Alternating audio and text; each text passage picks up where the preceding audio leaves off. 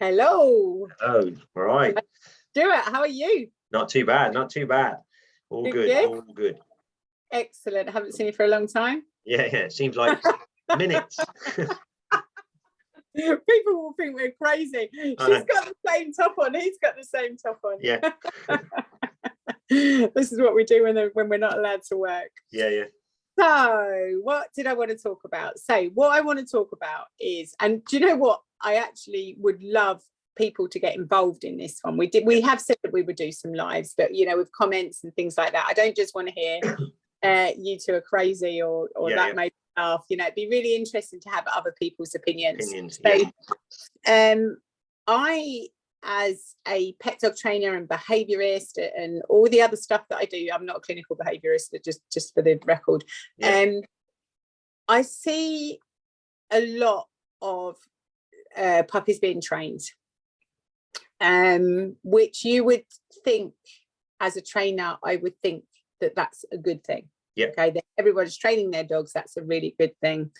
I'm not so sure that we haven't gone too far with this. So I'll go for an agility show straight away.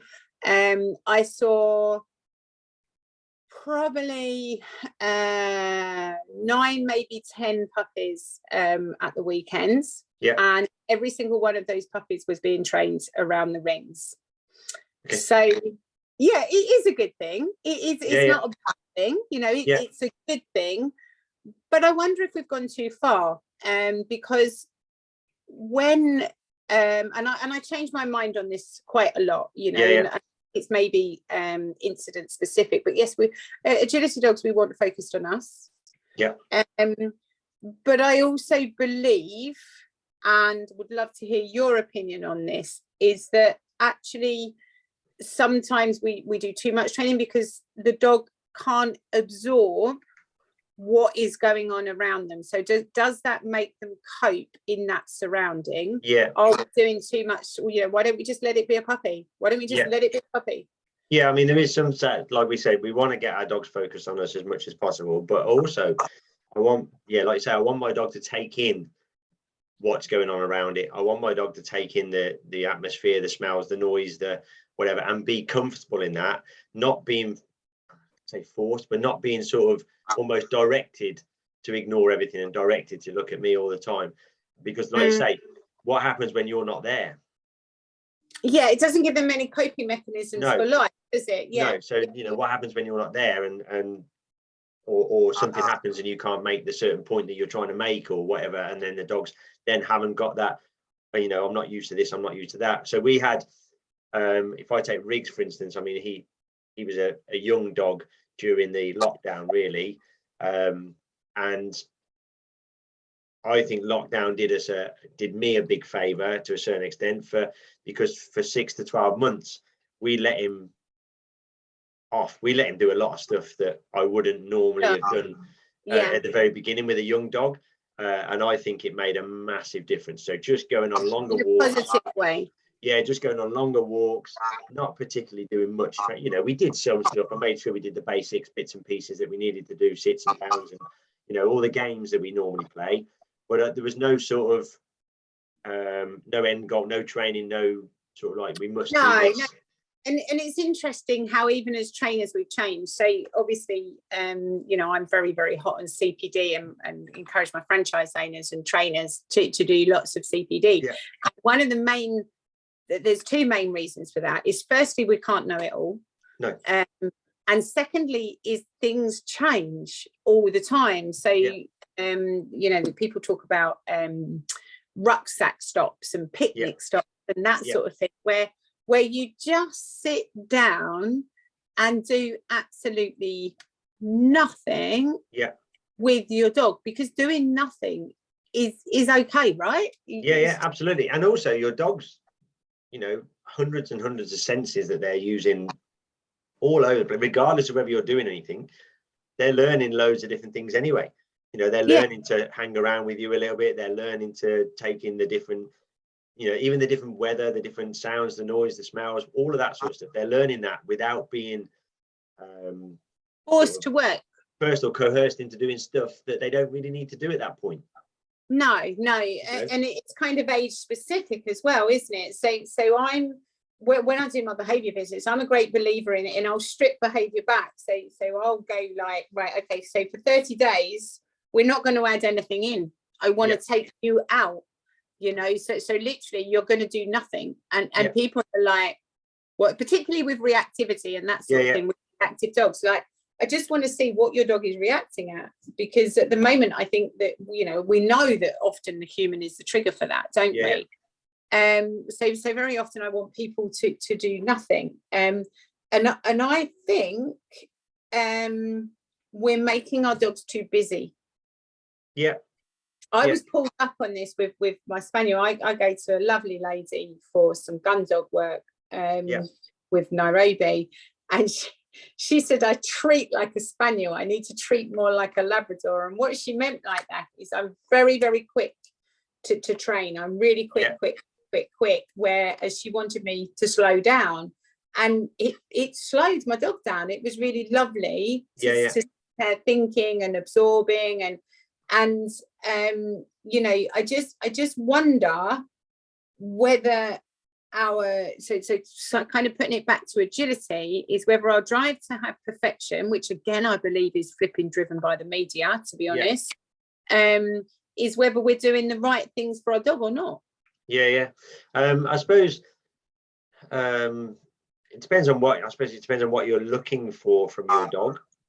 You know, some people want their dogs to be at a certain level by a certain age or whatever. Some people do, some people don't. So I suppose it depends on if you're wanting to be at a, you know, certain level at an earlier age, then yes, you've got to put the work in there. But then how does that affect your dog in general life or home life, or are they chilled out at home like you? What do you want from your dog, Stuart? What do you want? See, for me, my first instinct is my dog's got to be good at home with me. You know, relaxed, to be happy, and to be a happy, confident dog. Relaxed, confident at home, doing whatever they need to do, you know, out on walks or whatever, wherever we're going. And that's my main protocol. And like I say, being able to chill out in the evenings or whatever, not having to worry about doing this all of the time. Whereas I think if we let's say use overtraining as a phrase, if we overtrain, then that means your dog doesn't know how to not do it. No, exactly. Because we've and it's not they don't know what to do instead, do they? Yeah, that's what I do. That's what I do. You know. So having a dog that doesn't do anything. This actually, so Essential Canine Life Skills was born because of that. That I genuinely believe that we need to encourage people to train what they want to train, but most importantly, a dog needs, like us, we need life skills. You know, we need to be able to go in the shop and say, please, may I have something? You know, and we are the same as the dogs. We also need those days where we just recline on the sofa for a few hours and do nothing at all. You know, drink a cup of tea and watch the telly for a day. And if you've bred a robot that can't switch off, or if you the robot that can't switch off. But then some people are like that, aren't they? They can't switch off because they've constantly be doing, you know, they've taught themselves to be constantly busy doing stuff all the time, and they feel like they can't switch off. So people are the same. Well, I am like that. I am. I really struggle to sit and chill and do nothing. I've got to be honest. So trying to learn that with your dog as well. I mean, that's quite hard work as well, isn't it? If you're thinking, I'm trying to teach my dog to be able to switch off and not do a lot and not train all the time, yet you can't do that yourself. That's going to be hard work. Yeah. But so taking it away. Because when you go, like you say, if you think about your picnic stops, your nice walks and all that sort of stuff that we want to do, if that's training really, in theory. I mean, I can do that. So, and I very much do allow my dogs to be dogs, but I just, and I don't want to encourage people to train, because that is lovely. But you know, focus on you is brilliant because it encourages recall, etc. But also so is having confidence, and by making a dog solely reliant on a human being, I'm just not sure that it's in the best interest of a dog. I think it's in a good interest for agility. Yeah, 100%. But you can still get that. I don't think that's a. But I don't think you need to be sat ringside. And on the flip side, I see a lot of people just sitting there cuddling dogs, which I think is great. Yeah, which is really cool. Absolutely. That should be happening with young puppies, you know, is past the puppy and, you know, all that. But also, I think there's a bit of a gap there, whereas what age or when would you take your dog into that, your puppy into that environment around an agility show, around a ring? Well, when you can only go by your own examples, you know, I picked Nairobi up and went straight off to a show. Yeah, I understand that, but when do you think it's, I mean, especially now with the rings shows the way they are, they're busy, they're, you know, we're hearing a little bit more now about dogs leaving the ring, dogs lunging, dogs being whatever. Can you imagine taking your 16-week-old puppy? I don't think you can put an age on it. I think it's dog again. But you imagine if you're taking your 16-week-old puppy that's never had any real experience around an agility show, really, and you're walking along, and then for whatever reason, a dog lunges out, a dog leaves the ring, doesn't necessarily do anything to your dog, might bowl them over by accident, might, you know, attach themselves, whatever it is. Now you've initially put this dog that's had no real life experience into a situation that they can't really deal with properly, and because they haven't had that real life. Yeah, so again, that's positive socialization, isn't it? So when I took her to a show, it's much smaller UKA show, and the only thing that she did was be cuddled by me, walking to get my cup of tea. And that to me was all I wanted for a very long time. I don't even insist that my dog can tug around the ring at a young age. Doesn't bother me. No, I agree. That doesn't bother me too much. Yes, it's I think something that I want them to do eventually. But I always say to even people that I'm training now, if you can't get your dog to play tuggy in the deepest, darkest, quietest corner of the park, you're not going to expect them to do that around by the rings. Well, and it's pressure, right? So I think we've had this conversation before, where training is training. Okay, so when you run a marathon, you don't train by running a marathon, right? They kind of, most of us at 18 months old, we're all a bit different. That's a whole nother subject. But some people want their dogs weaving contacts and everything else. Some people want them just jumps and tunnels, etc., etc. So, that's their goal at 18 months old, right? So, at even 8 or 9 months, so 8 or 9 months, I would probably be doing a little bit of attention work, but I would also want my dog to be used to kind of dealing with adrenaline, you know, as they get older. So that's a little bit more exposure. And I do a lot of observing. So I'd encourage people to observe their dogs, and if actually they do enough attention work everywhere else, they should just be able to say, "Hi, doggy, can you watch me," etc. And the dog just bends its head. If you've got a reactive dog, then I think that's very, very different. You know, it depends on your level of reactivity and the trainer that you're working with, etc., etc. But I just think that, again, as I say, I blame media, because media says that our dogs have to conform. So dogs are not allowed to bite, dogs are not allowed to bark, dogs are not allowed to do this, dogs are not allowed to do that, dogs are not allowed to do that. Well, that's like so many dog behaviours that we've just taken away from our dog, just so that it conforms, so that we feel better. And that then piles pressure on people to get it right, you know. And I have conversations with young people, and I'm sure you do as well, that like the pressure again of getting it right is that more pressure on our dogs again, isn't it? Yeah, exactly. And but then I think I think social media, or media in general, is a massive player in that anyway. I think we've had this discussion before. What we generally see floating around sort of Facebook and Instagram and all the bits and pieces is a 2-minute snippet of somebody's day, you know, or somebody's week, or whatever it is. yeah, we tend to see that that's the normal thing, but what you don't see is what they've done and had to work with and work on, etc., behind the scenes for maybe months and months and months to get that. Yeah, I did a little puppy visit today, and this lady's got she's got a show cocker, and she said she had her friend's show cocker in for a week's holiday, and that's what made. And she said, and the dog was walking nicely by my side, and it had good recall, and I just thought it was so cool that that's the dog I was going to get. And she said, she openly said to me, she's only had this dog 3 weeks. She's like, I didn't realise it didn't come ready. No, exactly, yeah.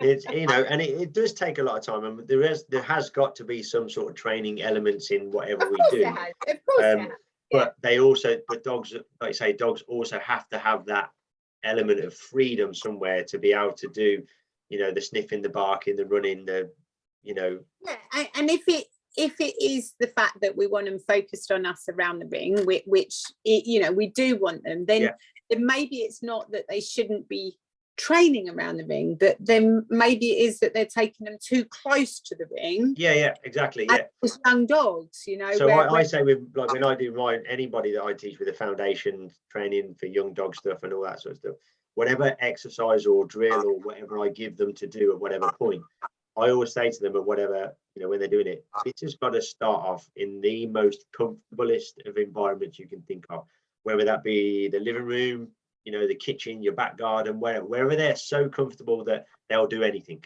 You know, anything you choose. And then you literally got to take it one step at a time. So then it might be one step out the front door, then one step out the front gate, then one step down the road, and then you've got to find the deepest, quietest corner of the park, and you build up until the point maybe that you get right on the edge of the Sunday League football pitches, and your dog's doing what you've asked it to do, but you've spent months taking one step at a time and not just suddenly dropping it, which is what I was saying earlier about dropping in the middle of 4 rings of agility and expecting it to look at you. Yeah, and I think it's exactly that. But I also think that you know, obviously people these days, lots of people, me included, will buy an agility puppy. So you know, from an agility bred line, you know, a high drive working line, which again is very, very different. But again, you know, the life skills that I would give a high drive puppy, I'm not so sure would be as young. And I'm not criticizing anyone I saw, because I think the training that they were doing was amazing. But I also think, how do these dogs get their life skills, or do they not? You know, do we accept that? Nairobi, you know, she's high drive. She'll settle. She wouldn't settle and lay down around the rings. She will be focused on me. I wouldn't want her any different. But it's hard. It's hard. You know, I'm not sure there's a right and wrong from an agility point of view, but I do think there's a lot to be said about allowing puppies to be puppies. And also, do you think there's also a point where you've got, let's say, if we talk about the top 10% of agility out there, like the handlers that are going for their champs, their internationals, they're on the GB teams, they're the top handlers that everybody looks at or towards for inspiration or guidance or all of those sort of things. We follow those. And then if you look at let's say the bottom 10-20% of the agility handlers that are just there for a bit of fun, you know, they want to do what they can, the best they can, but they don't have the same opportunities, the same time, the same what's the word? Commitment. Somebody said. So basically what they're seeing is these top handlers, which is brilliant, because they're doing their training, they're getting their work done around the rings, they're training their young dogs to do this, that and the other. But they're doing that because that's what they do, and that's their job, that's their lifestyle, that's their thing. Whereas you've got somebody that just goes to a show on a Saturday morning to meet up with friends, do a run, you know, they're happy to get their clear rounds, or they want to do the best they can, but they don't have the same skills. And then what they see is that, and they go, right, I must have my dog around the rings. And you go, no, your life is completely different. Yeah, exactly that. Actually, that's a really good point, because someone said that to me the other day, and I'd never considered this in the slightest. They were like, well, you professionally train your dogs, you know, that's what you do. And I'm like, well, no, it's my hobby. And they're like, well, no, you get paid for it. Well, not when I train my dogs, but we are so, I don't know whether it's not fortunate, because mine was a life choice. Yeah, exactly. Yeah, it was a life choice. Yeah, I don't go for this fortunate or lucky or anything. It's what we chose to do. And and we know it's not glamorous. We know that it comes with highs and lows, and running your own business and self-employed and all that malarkey. And our perk, instead of getting our luncheon vouchers, which I used to get in London to go and get me lunch years and years ago, I used to get a little luncheon voucher. My perk is being able to have the time, or to build the time into my diary and the equipment which I paid for to go and train my dog. So as you say, it's not lucky, it's the fact that we work hard, and everybody at that level, they've worked hard for what they get, and they work hard for their for their champ tickets, for their and their business. They work hard for that. But I think sometimes I don't like to say the lower end of the scale, because everybody, there isn't a scale. You went bottom. Yeah, but what I'm saying is that there's a certain amount of percentage of people that they're not in that situation, and their dog is like, agility is only 5 or 10% of their life, if that. Whereas when we get we further up the scale to where you've got more professional handlers, more professional trainers, agility is a little bit more than 10% of their life. So they have to be more trained more. But even so I don't admitting that with Kippy, I think I did too much focus work. Yeah. So I think he would have been quite nervous, but I did loads of focus work and not enough socialization. When I mean socialization, I just mean walking and doing nothing. Whereas with Nairobi, I tend to rein in, rein out, rein in, rein out. So she, at the moment, her recall's always been really good, but I notice she's running in. So she at the moment is on long line, and I'm doing focus work with her. I'm back doing some gun dog work. It's what she's bred to do. And I get far more attention by tuning in on that. And it helps me with the agility, and it helps her be a nice pet at home. But also I like to walk her on a long line and just go sniff the environment, just go off. But but she's had to go back on a long line to get that back again. So it's kind of like I'm playing volleyball with her, really. I know I might not be right, I'm not saying it's right. Well, that's it. I mean, I don't think nobody's got I don't think anybody has got all the answers. No, and it's certainly not in any dog training situation, or there's loads of people. There's always going to be somebody a little bit better than you at some point somewhere. Really? Yeah. But I also like so I like the fact that, because there's people I can go and ask. And I don't want anyone to, it's a criticism. I'm not criticizing, but sometimes, can we just let our dogs be dogs? Yeah, at some point. Yeah, absolutely. I agree. And maybe a lot of people do, and we just don't see that. I'm sure they do. Maybe they do, maybe they don't. But I also think from us, another, and we'll put ourselves in this bracket because it's what we do as a business. But from an inspirational point of view, yes, it's good to be showing people that we do train around the rings. Yes, we do train our dogs to do certain points, but should we also be showing people that we just let our dogs run? I hide. I hide from people. So, I mean, we very rarely take, we might sit around the rings with a young dog, feeding it treats, watching some of the agility now and again. Yeah, see, I have done a little bit with her as she's got older. But not anything to do with focus wise, just sat around, here's a treat. I have with Naya now, but I don't see, even when I did a puppy visit today, she said, should I take some treats out with me? And I was like, you're doing a really good job with praise. Your dog is looking at you with praise. Just exactly. Praise the right behaviour. Because I think, something that's missing with our COVID dog was the confidence, wasn't it? So it's getting it. I guess it's keeping it real, isn't it? It's doing enough. So enough focus work for what you want to achieve. So if you want a high drive agility dog and you want that focus all the time, then that's what you've got to do. But but like you say, it's also letting your dogs just chill as well. Yeah. So, And not putting too much, and I suppose also not putting too much pressure on yourself to make your dog do that. yes, exactly. That's the other agree. part. If your dog isn't focusing on you around by the ring for whatever reason, then let's not force it. Let's just go away and figure out what we need to do to make it happen. Why? Yeah, Instead of just sitting there trying to get this dog to look at you, or trying to get this dog to play with a toy, okay, it's not going to happen. Walk away. Yeah. And then I think as well, if you observe your dog, you can actually get to the nitty-gritty of what's behind it. So you have got a puppy that's bouncing off the leads. Why? Unless you actually sit back and observe, right, rather than trying to, and I don't think the rings is the place to do it. No. If you suddenly notice, Jesus, my dog is like bouncing off the ring. If I walk through the rings, it's bouncing off. You may have a chase problem. Yeah. But if you're trying to fight that in the fire, you won't get the results. No, absolutely. Perfecto. Perfect. That was a good one. Good. Happy with that. Happy with that. Press stop. Yes. Right. Thank you very much. See you soon. Bye.